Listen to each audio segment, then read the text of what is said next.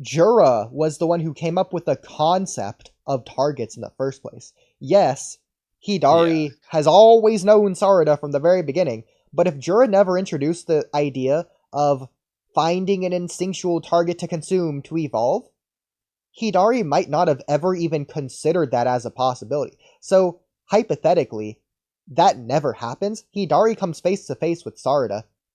He's always known Sarada, but what does that mean to Hidari? Does he even have the urge, the instinct, the idea, the concept to consume her? Yeah, because this was I put this as a podcast topic.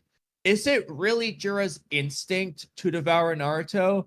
Or is it just Jura's instinct to devour as a Ten Tails, and his mind just thinks about Naruto Exactly. emotionally I because agree. that's who Jura is in some capacity? Yeah. Because it does seem a little odd because even in like what this is also another thing when it comes to Bug, we're questioning why do these people think of these people. Like we just said, it almost feel like Bug wanted to spite Ada.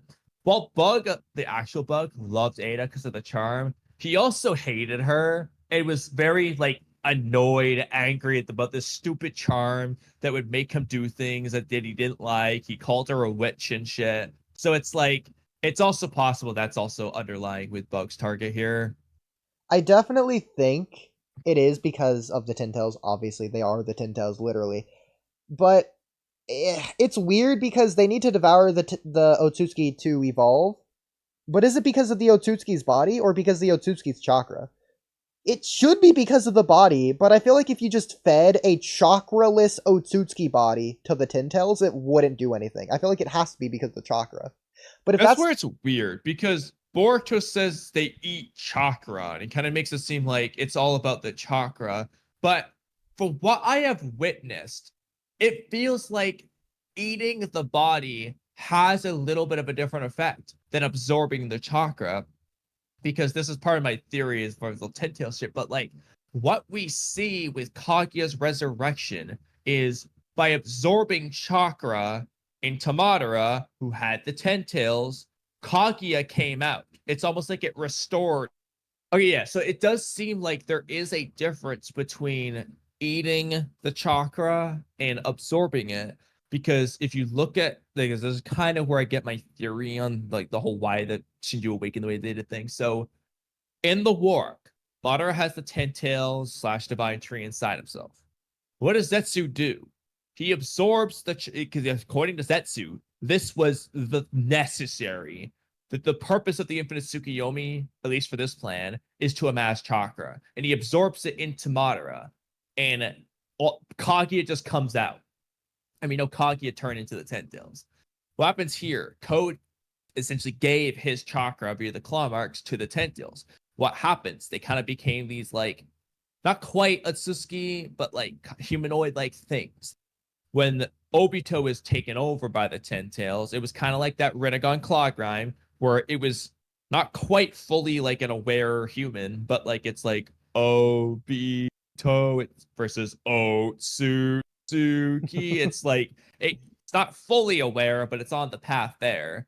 So it almost feels like absorbing chakra, at least with Kaguya, turned the Ten Tails back into Kaguya. But if the Ten Tails eats chakra, or at least eats a body, it turns into a tree, a very different effect. So it yeah. feels like it's doing something different. Because the thing is, we know via Ninshu that they can connect to other people's feelings, emotions, and we know emotions, feelings, memories, all that are stored within chakra as well. I don't know what they gain for the target or what they're supposed to in order to quote unquote evolve, but I feel like they don't need to literally devour the target or change the target. I feel like they can just siphon a little bit of chakra from them, and via Ninshu, or whatever Tintel shenanigans happens, they would get whatever they would get from the target by devouring them whole. Well, it's also different anyway in their case because, like Jura said, we call it devour, but we're actually just even in Hidari's case, they're just using wood style.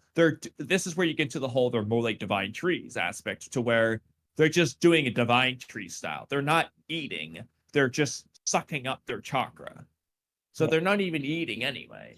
Like, if in the War Arc, if the God Tree was a Shinjuu, I feel like what it did to everyone in the Infinite Tsukiyomi, that's basically just devouring them. They didn't devour them fully, but it didn't need to. It would have gained, like, if everyone in the war arc was its target, it would have found its answer. Siphon their chakra. Yeah, like instead of like the normal divine tree that sucked him up all the way, yeah, it's like how much chakra does it need to get the answer? Yeah. But that's where you get to the whole, well, they might just be misguided. It's not actually that devouring them is going to give them any answers. It's that they just want to devour. Their mind is drifting towards that person because of where they came from, and that's just why they want to do it. And then the question is, well, what would happen after they did it? I don't think devouring Sarada is going to give Hidari some magical answers. It's just going to like make him be like, I don't even know what happened. Like, we don't know what would happen. That's why I want to see it. Realistically, would nothing happen, and he would just be like, huh? That'd be crazy. Weird. No, I think, and then just move on. I think via chakra and Ninshu, the same thing we saw in the war arc with Ino transmitting Naruto's memories to the Alliance. I think realistically, from a writer's perspective, what I would do, hypothetically, if Hidari consumed Sarada, we would get a lot of, like, we would just get a flashback montage of Hidari seeing Sarada and Sasuke connected together, their intense bond. That connection is the reason he was after her in the first place. And so we would get that, like, emotional, resonant scene that'd be extremely sad, and it would end with Hidari not coming to an answer, but understanding Sarada and Sasuke and their bond and connection. So, that's the thing. Because I feel like if he does that, he wouldn't become a unique individual. He would become more like Sasuke than he could ever be. That's why I said earlier, it's tricky on how to phrase this, because on one hand, we could argue that Jura doesn't want to devour Naruto because if he does, he'll become like Kawaki. Or we can say he doesn't want to devour Naruto because if he does, he will become not like Kawaki and he secretly wants to. It depends on what would happen by devouring it. Because in this, the way you just said it with Hidari, that would indicate devouring Sarada would turn Hidari into Sasuke, basically. Because Hidari, deep down, wants to be his own person. It's almost like he's subconsciously not doing it because he wants to be a new person. It depends on what you think their subconscious is. Do you think their subconscious is keeping them from being a new person? Or is it making them be a new person? Yeah. It's just like a moth to a flame. They're attracted to the light, but if they get too close, they're gonna get burned. A worse example is Icarus, because he flies too close to the sun, he gets burned, falls down to the ocean, and dies. The problem with the Icarus thing is the sun isn't the point, it's the sun and the ocean combined. Oh, if he flies too low, then he'll also get his wings wet and then fall in the ocean. He has to fly in the middle. He can't fly too close to either end. Whereas the moth to the flame, there's only one thing. But back to my question, based off what we talked about so far, do you think Hidari's subconsciousness is keeping Hidari from being like Sasuke? Or do you think his subconscious is making him be like Sasuke? Like I said, you can frame this two different ways. Or is it just he's going to be Sasuke no matter what, which I don't like. Because if he devours Sarada, on one hand, seeing all those memories and blah, blah, blah, might just make him end up being like Sasuke. But on the other hand, Sasuke would never devour Sarada. So by not devouring Sarada, is he being like Sasuke? Well, I guess that depends on who you ask, because Mello might think Sasuke wouldn't care about devouring Sarada. Okay, but I'm asking you, who knows that he would never do that. That's hilarious. Well, okay, I think you're gonna hate this, but like, I think the answer you don't like might be the answer. I think Hidari just naturally is like Sasuke. Yeah. Not like specifically, just like coincidentally, to where they're both like the brooding type. He is like Sasuke anyway. But then how about this? Let's look at Matsuri. From what we've seen, bro, I don't know, bro. Matsuri's never... Moeki has not acted like Matsuri. So yeah, so that's why I'm saying this. I don't think Hidari is trying to consciously or subconsciously act like or be like or mimic Sasuke in any regard. I think Sasuke and Hidari just coincidentally share the same attributes.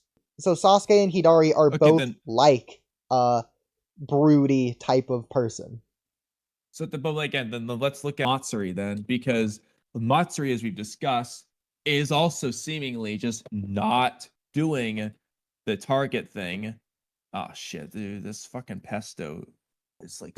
Well, if you're saying Matsuri is not like Moegi, that's exactly why in the Hidari thing I use the word coincidence. That's the one word that carries the whole thing. Why is Matsuri not actively pursuing devouring Konohamaru for what we've seen, at least? Let's just assume she's being like Hidari and Jura. She's not doing it. Is she subconsciously trying to be Matsuri, or Moegi, and not devour Konohamaru? Or is she subconsciously trying to not be Moegi by not devouring Konohamaru? Okay, this one's the most tricky for me out of all four, ironically. This actually makes me rethink my Icarus analogy. It might not be as bad of a comparison as I was saying, because maybe it is just like Icarus. Well, if you devour your target, you'll become just like the person you don't want to become. But if you entirely ignore your target, you'll be just like Tin Tails. And they don't want either option. They want to be a unique existent, separate from both their previous person and Tin Tails.